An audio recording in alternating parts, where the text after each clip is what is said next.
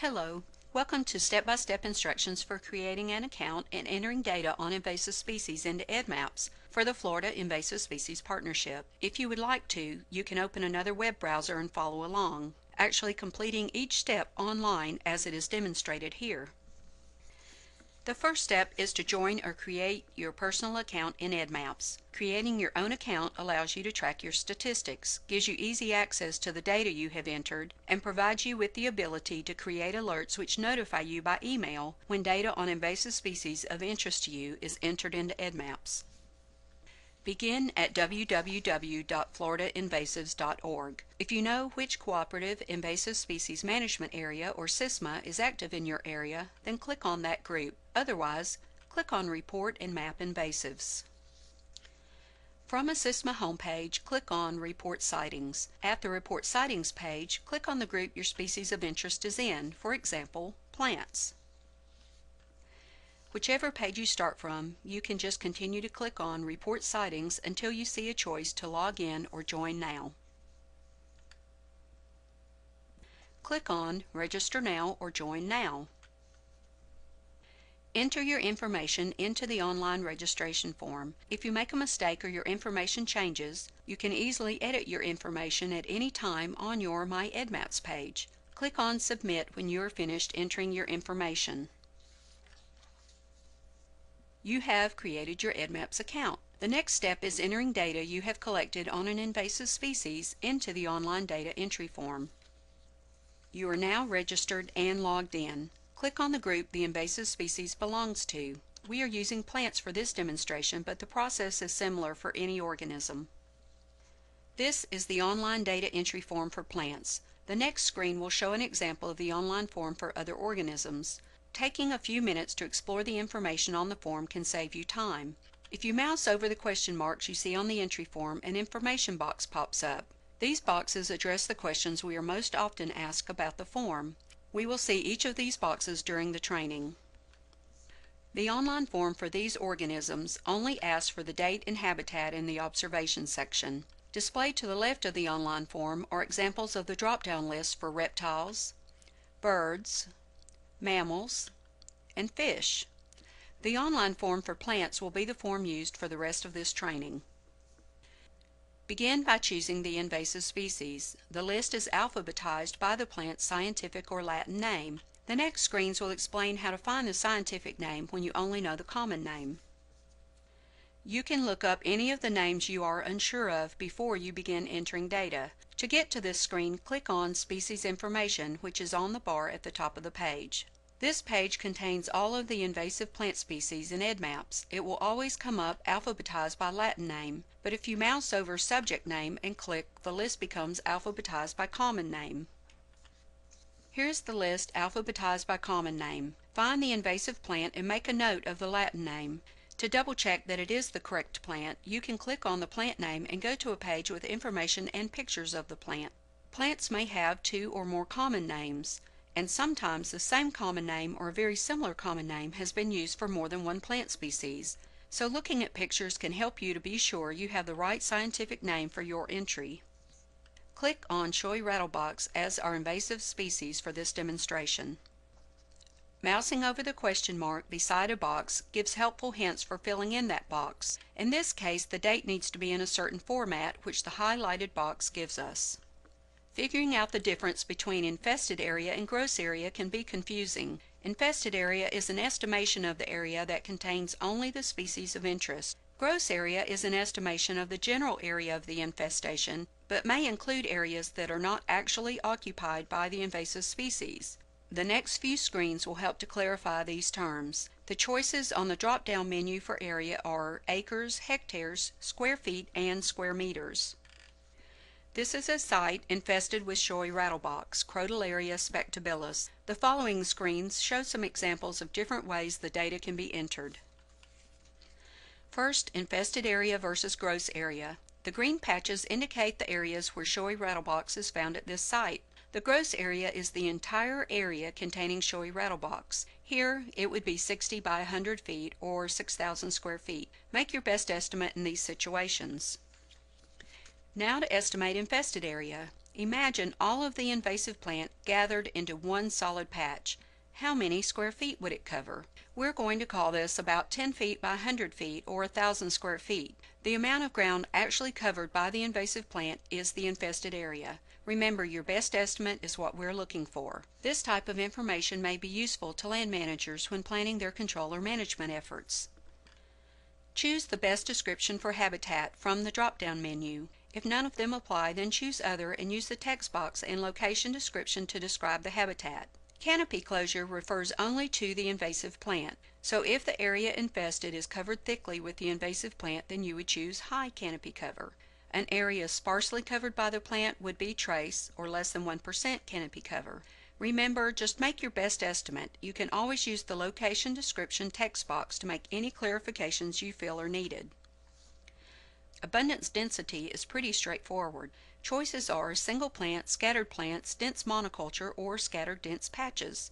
Patch type would be point for a single plant or one small patch, linear for a patch running along a fence line, river, or road. It can be a curving line, and polygon, which is any shape with 3 or more sides, covers everything else. See the next slide for a visual representation. Check any of the boxes after plant description which you think apply at the time you collect the data. Here are a few examples of different patch types. Point is one plant or a very small patch of an invasive plant. Linear is a patch following along a fence line or road. Polygon is for any other type of patch. Polygon is also the choice you would use for a field scattered with patches of an invasive plant when you want to enter the whole field as one site. Next, choose the county in Florida where the invasive plant infestation is located. Enter the GPS coordinates. Remember to put the negative sign in front of the longitude coordinate. The negative makes sure your entry is in the Western Hemisphere instead of in Asia somewhere. The location tools are very useful and can make getting the correct coordinates much easier. Google Maps allows you to preview the location of the coordinates you enter. Choose the location by zooming into the right point on the map or geocode an address. When you know the address, you can type it in and Google Maps gives you the GPS coordinates for that address. You can also convert UTMs or DMS to degrees decimal, which is what EDDMapS uses. One GPS coordinate reading can be taken near the center of the entire site. If you are unable to reach the center safely, you can take the coordinates anywhere along a border and use the location description text box to describe the site. If you take the coordinates at a corner of the site, you can clarify coordinates taken at southeast corner of the site. Another option is to enter each patch into EDDMapS as a separate infestation site. Take the GPS coordinates and estimate the area covered by the invasive plant in each patch. In this situation, the infested area and the gross area for each patch would be the same. The biggest difference between the two methods is the time it takes to collect the data and then to enter it later.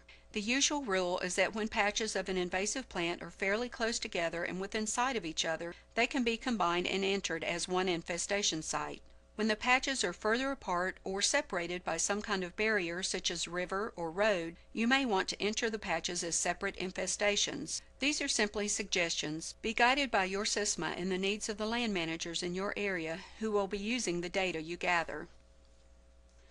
Choose the appropriate ownership of the property where the data was collected from the drop-down menu. You can use the location description text box to clarify ownership or add contact information if needed. For example, you may have collected the data with special permission, so you might add something like no public access or contact JDO and a phone number for access. The location description text box can be used to clarify other entries and to give additional directions to the site if needed.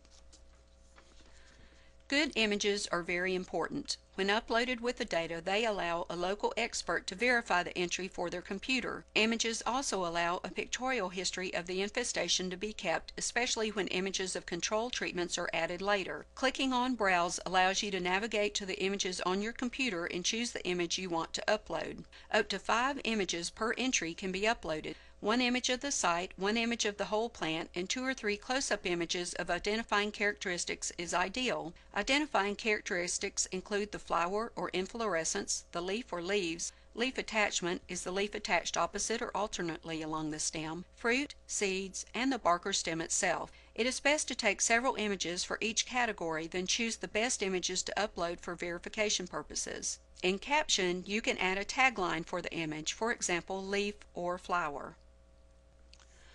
The last part of the online form provides a place to indicate whether or not an herbarium specimen was made, the name of the herbarium holding the specimen, who identified the specimen, and any comments on the specimen. The default setting for this section is no, so be sure to check yes if you prepare an herbarium specimen. When you're finished, click Report. You have successfully made an entry into EDDMapS. Congratulations! If you have not already explored the website, be sure to take a few minutes to do that. There's a lot of information available on invasive species, including pictures and control and management strategies. Also available are tools to make accessing and using the information on invasive species in EDDMapS quick and easy. For now, click on My EDDMapS. Your My EDDMapS page and the Tools and Training page have many ways for you to access and use the information in EDDMapS. You will have your own page, which will keep track of your stats, allow you to access your entries for reviewing or editing, allow you to view or edit your profile, as well as set up and manage alerts for invasive species. To review the information you just entered, click on Manage My Reports under Your Data. The latest entry will be at the top of the list, but you can reorder the entries by subject, location, or date. To see the top entry, click on View. This page allows you to see your entry and double-check the data you entered. Text in green is a live link. Click on County. The next slide shows the county map we selected. Here is a map showing every county in the United States where showy rattlebox has been reported. The map is interactive, so you can zoom in, print, or click on a county like Alachua to get all the data entered in that county for showy rattlebox. There have been 4 entries for showy rattlebox in Alachua County. Back to the new entry. Scroll down to see the images uploaded to accompany the data. The images make identification by your local expert much simpler. Images can also give the land manager a better idea of the extent of the infestation. Click on My EDDMapS again, then click on Manage My Reports. This is where you edit or delete a record when necessary. Revisit is for updating information on an infestation after treatment, monitoring, or evaluation. Click on Revisit. Choose the reason for the revisit. If a control treatment was performed and the infestation has been greatly reduced, you can show that by updating infested area, canopy closure, and abundance density to reflect the reduction in the invasive species. Images can be uploaded to show the successful treatment. Remember to click Save this revisit when you are done entering any new information. Your My EDDMapS page is also the page to upload or download data in batches. If you need to upload batch data, click on Tools and Training for the Bulk Data Entry template and the Bulk Data Entry instructions. This template is an Excel worksheet in the proper format for downloading batch data into EDDMapS. The instruction sheet provides directions for using the batch data Excel sheet.